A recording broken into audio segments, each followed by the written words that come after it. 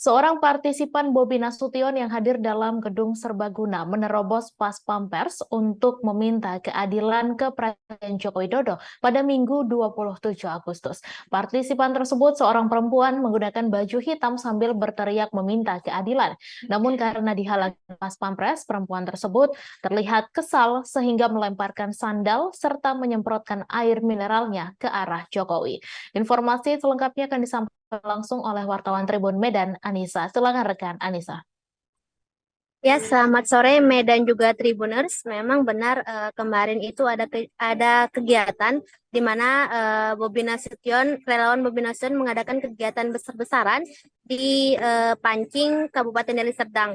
Kegiatan ini berlangsung cukup meriah sebab yang hadir ini ada 15.000 peserta.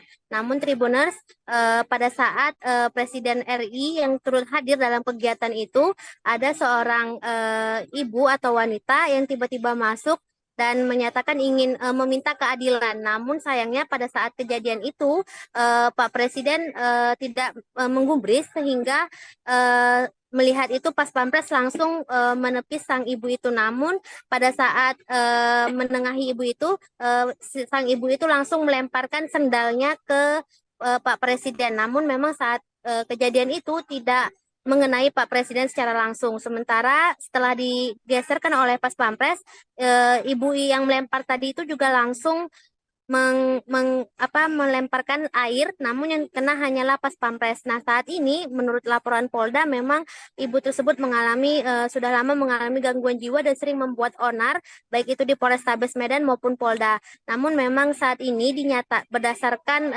Dinas Sosial itu ibu ini dinyatakan kurang mengenai penyakit ODGJ dan saat ini sedang dibawa ke Dinas Sosial. Begitu Medan juga Tribuners. Baik, terima kasih rekan Anissa atas laporan Anda. Selamat bertugas kembali.